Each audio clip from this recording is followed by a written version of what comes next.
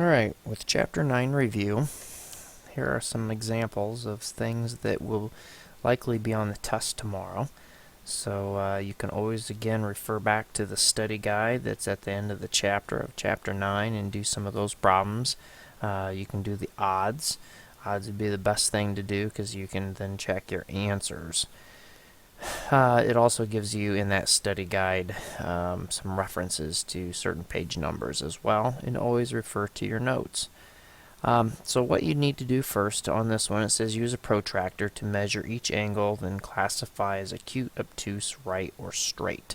So we're going to do that with the first one, and again my suggestion is to use the protractor. I will give you a protractor to use.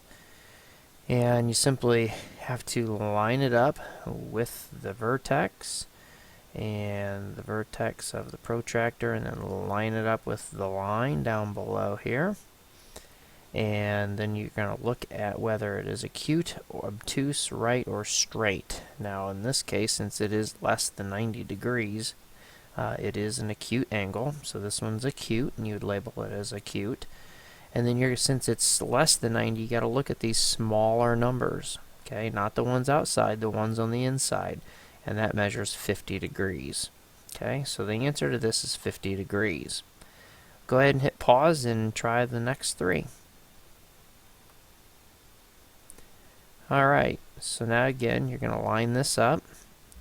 And you've got it right here. It is obtuse because it is larger than 90 degrees.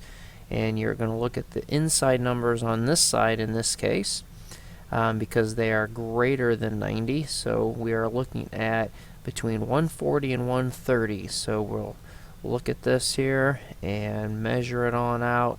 So it's pretty much about 136 degrees probably is about where it would be. So that's your answer to this one. Obviously this is a little more difficult to measure. You could just use it up against your screen if you had a protractor. This last one is a straight angle, 180 degrees. It's a straight line. Those are usually pretty simple to measure. And this one right here, as we line this up,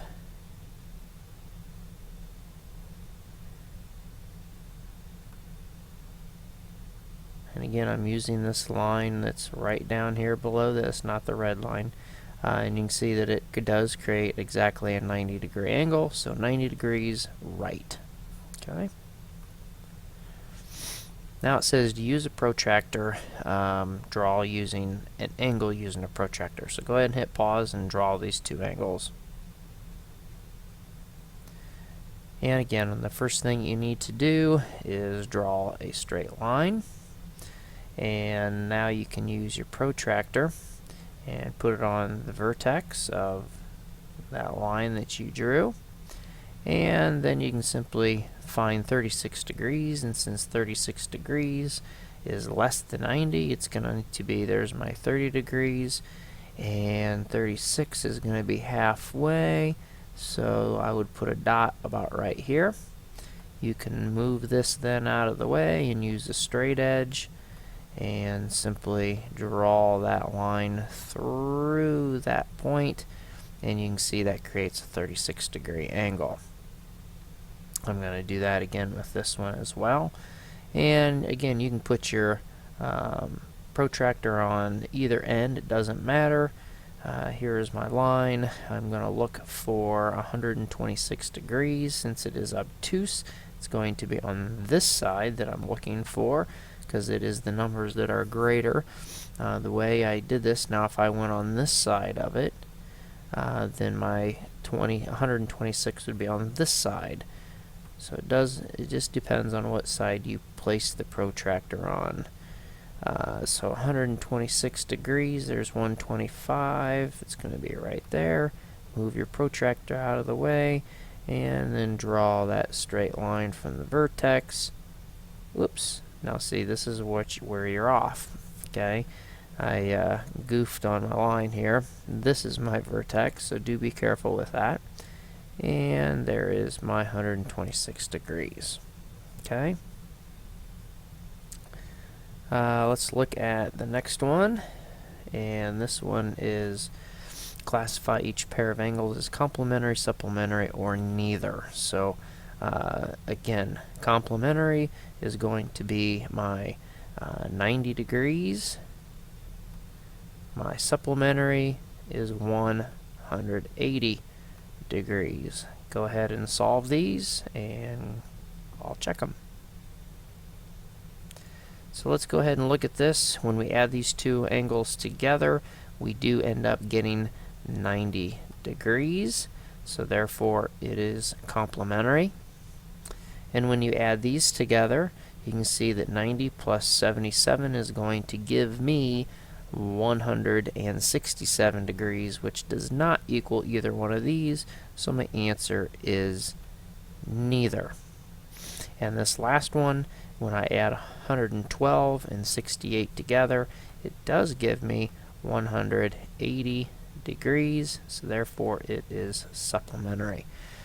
Again, another great way of remembering complementary and supplementary.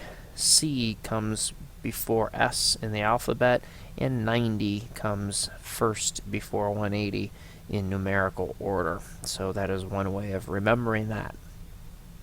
Let's look at the next one. It says find the value of x in each figure. Again, this is dealing with complementary and supplementary angles. So go ahead and hit pause and solve these.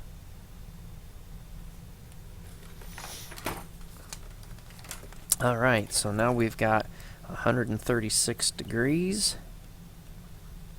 And since this measures a total of 180 degrees, we're going to subtract that. And I get 10. So 4, 7 minus 3 is 4 as well, and 0. So 44 degrees would make that equal to 180. For this one, it is a 90 degree angle, complementary. So we're going to subtract 29 from 90. So we do that, we get 10, this is 8, and we get 1 and a 6. So 61 degrees is the value of x.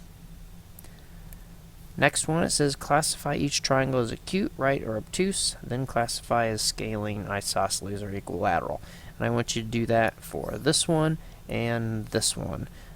This one down here is going to have a different direction. So go ahead and hit pause and solve these. Well, we're going to first classify as acute, right, or obtuse, and again, those are dealing with the angles. So we look at these and we see that it does create a 90 degree angle, so it is a right triangle. Then it says classify as scalene, isosceles, or equilateral. Now we're looking at the lengths of each side, and you can see that none of them are equal, therefore is a right angle, or right triangle, and it is scalene. Okay. And when we look at this next one, we're looking at its angles again for acute, right, or obtuse, and none of them match up, and that's not what you're ultimately looking for. You're looking to see, is it a 90 degree angle, or is it one angle obtuse, which this one is, and then the other option then would they all be acute, and if they were all acute, then it would be an acute triangle. So in this case, since there's one obtuse, it is automatically obtuse. And classifying this, again, none of the lengths are the same, therefore it is scalene. Now, if, for example, if this one was 20 and that's 20, then we would end up with an isosceles triangle. Remember, eyes, you have two eyes, meaning E-Y-E-S. Having two eyeballs, that's where the isosceles comes into play. There are two of them, two congruent sides. Equilateral, meaning that they are all congruent. So now let's look at this last one. It says find the value of x. Now what we have to do is remember how many degrees are in a triangle when you add all of them up, and when you do add all of them up, we get 180 degrees.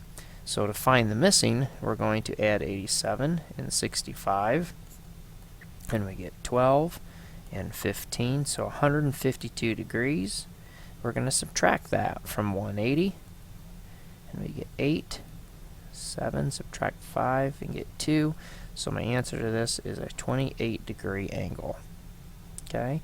Again, we've got to be able to add what angles we have together and subtract that from 180. The difference is going to give me what's left over. Okay? Now we're going to look at this with a quadrilateral, and this is again where we need to understand what the total amount of angles add up to, and they do add up to 360 degrees. So you're going to add these three angles together, and we get 120, 60, and 60, which ends up giving me 240 degrees. And we're going to subtract that from 360. And when you do that, you get 120 degrees. Now it says, then classify the quadrilateral. And this, in this case, would be a parallelogram. Okay? Remember, there's going to be the parallelogram, there's going to be a square, you have the rectangle, you have quadrilateral, you have a rhombus, and you have a trapezoid. Okay, so refer back to those pages. I think it was on page 495 if I recall, but just look that up again. It's in section 9.6, I believe. No, 9.5 is this section, so 9.5 is where you can find all that information. And let's look at this next one. It says tell whether the pair of figures are congruent, similar, or neither. So to determine that, again, congruent means that all sides are the same. Similar means that they are the same shape, but not the same size. And in this case, comparing these two, they are similar. Okay, they are not congruent. This is much smaller than this one. So now let's look at this, and we're trying to determine if they are truly similar. So we're going to do a ratio of what these particular items are. So if we have a 14 and 9, that is equaling those two sides, and then we have a 15 and 10. Then we want to reduce these, and since 14/9 does not reduce, then we can reduce this one by 5, and we get 3/2. And do those two ratios equal each other? No, they do not. So they are actually not similar. They look like the same size or same shape, but they are actually not. They are not equal ratios. Okay, that's what we learned with the unit ratio, if they would equal each other, and in this case they do not have the same ratio when you simplify them. Okay, so that's where you got to be careful with those. A lot of you will look at this and say, oh, well, this is going down by 5 and this one's going down by 5. True, they are, but the ratios do not match up. Okay, so you have to be careful with that. And again, we'll be talking more about that in class today.